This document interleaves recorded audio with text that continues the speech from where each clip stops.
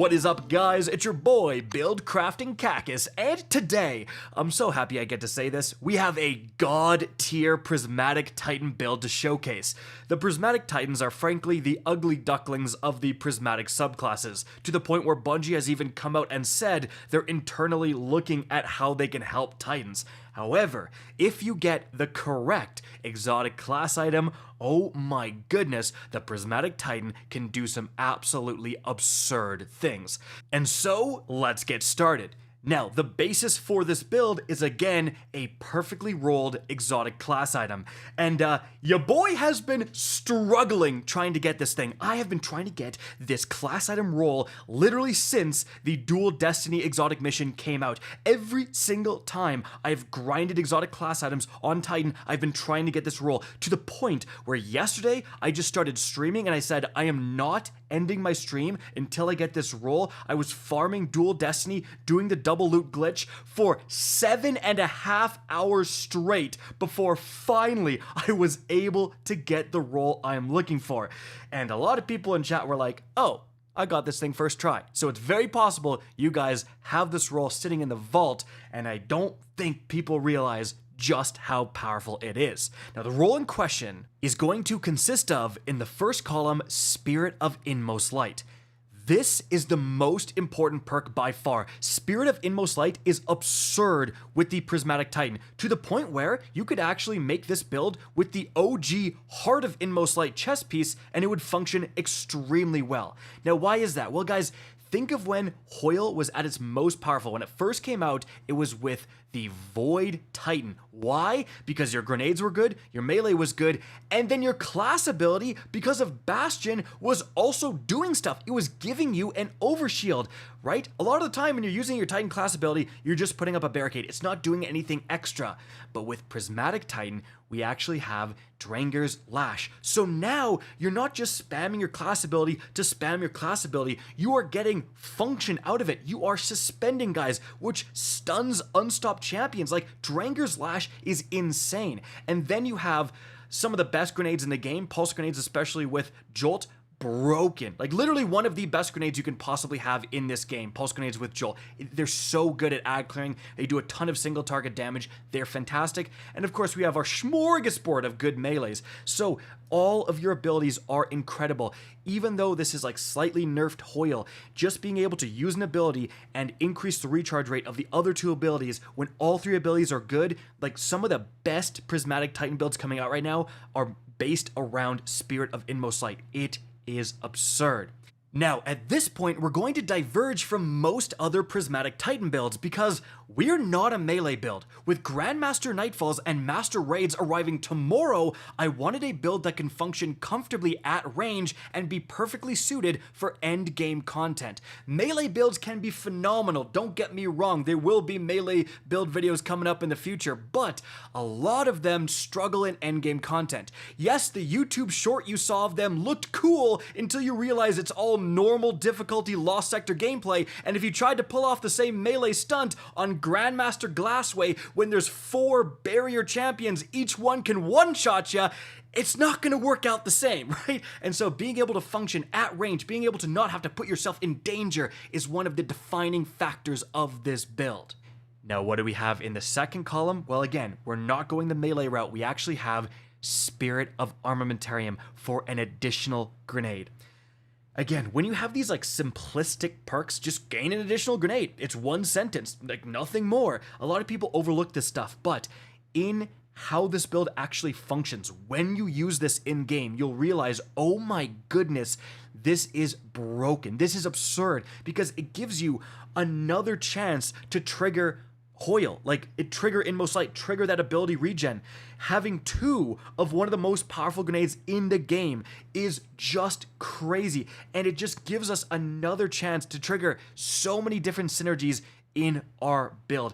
You are going to have constant grenades with this combo. It is absolutely crazy. So when we take a look closer at our actual subclass layout, First of all, we are going to be using the Twilight Arsenal Super. Why? Because it's actually incredible. The amount of single target damage you can do, the amount of ad clearing, the weaken effect, the fact that you can actually pick up the axes and they're pretty decent even when you do, like it is one of the best supers in the game. Like, we want to be using that.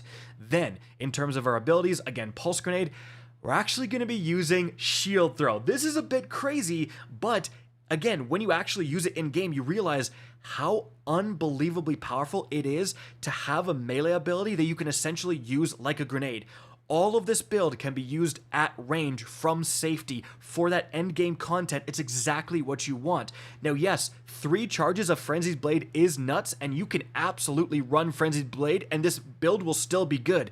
But look at the cooldown, 2 minutes and 42 seconds versus 131. You actually get Shield Throw all the time, and as you can see right here in the background gameplay, Shield Throw is actually a cheat code for Transcendence, because when you're Transcendent, if you use your melee ability and hit an enemy, you're going to massively increase the recharge rate of your grenade. Well, you don't have to go close to guys. You could be chucking your Transcendent Grenade, throwing those shield bashes, chucking more Transcendent Grenades, throwing shield bashes, all from safety. It is actually nuts how you can spam both of those abilities back to back while Transcendence. So I'm telling you, Shield Throw, massively underrated. Try it out in this build. It is nutty. Now, after that, guys, we do want a Rally Barricade. It's going to be the faster cooldown compared to Towering Barricade. Thruster does have some potential. However, Rally Barricade does, in my opinion, work better with Dranger's Lash. If you have Thruster, it like drops a weird orb on the ground, and if an enemy goes over it, it will then suspend them. But with an actual barricade, Dranger's Lash can go pretty far, man. Like, you're able to put down your class ability, and then a guy like very, very far away will get suspended, and that's what we want. Again, we're playing at range here. We're spamming our abilities from safety. So we have, again, Rally Barricade, Dranger's Lash, and after that, we're actually using Diamond Lance.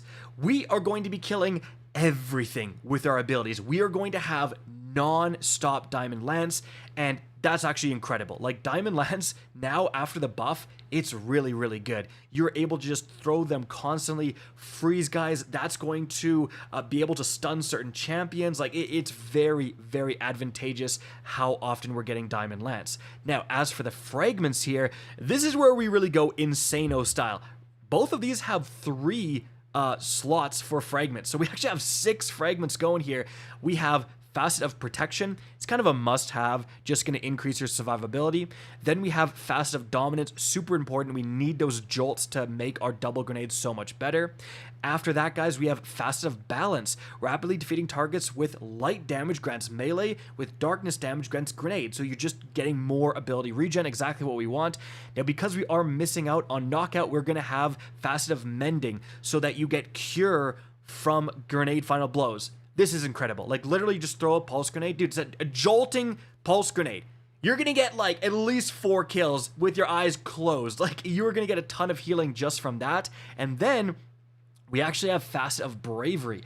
Defeating targets with grenade final blows grants volatile rounds to your void weapons, and then defeating targets with powered melee final blows grants unraveling rounds to strand weapons. We're actually taking advantage of both of these factors, and you'll see that when we look at the weaponry. And then lastly, we have Facet of Awakening. Rapidly defeating targets with light or darkness damage or super final blows generates elemental pickups. So we are getting so many Ionic Traces because of Pulse Grenades. That's the main reason. Ionic Traces for more ability regen every time you throw your Pulse Grenade, extremely good.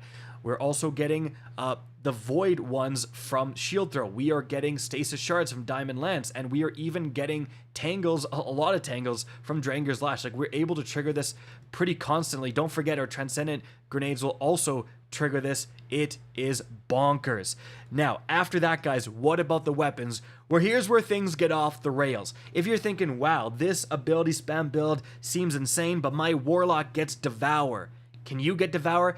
Yes, we can, baby. It's called the Buried Bloodline Exotic Sidearm, and this thing can actually give you Devour. As you can see right here, multiple final blows with this weapon grant Devour to the wielder.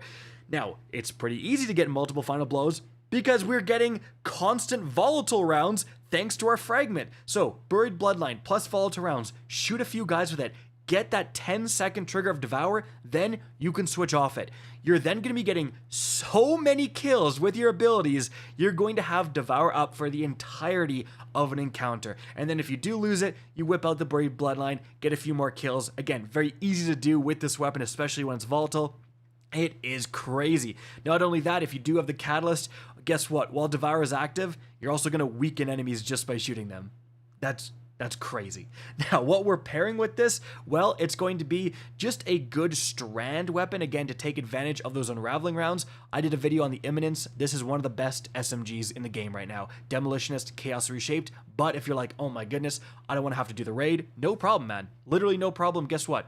The new Breachlight has demo in the left column combined with a damage increasing perk. You can absolutely use a Breachlight like this. We just want a strand weapon to get those unraveling rounds, right? And if it has demo, it's even better. Now, if you're doing high level content, hey, I gotta do a Grandmaster, I need to stun barrier champions, no problem.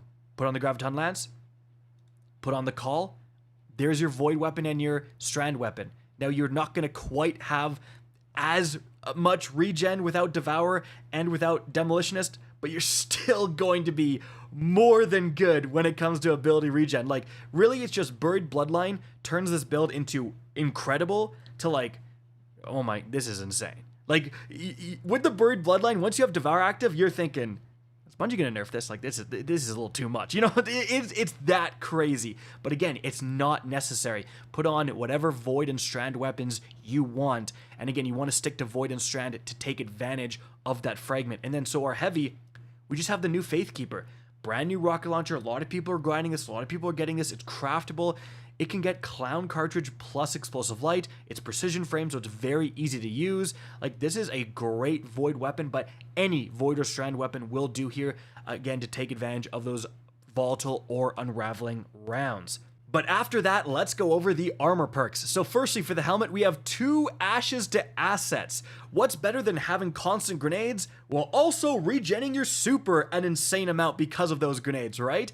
Then we have Harmonic Siphon for the Void weapons. Why not? After that, guys, for the arm, we're going to have a Firepower, extremely good. Then we have Bolstering Detonation and Impact Induction just for more ability regen. Using abilities gets more abilities back. That's a whole point of this build. You could absolutely consider a Grenade Kickstart as well if you want.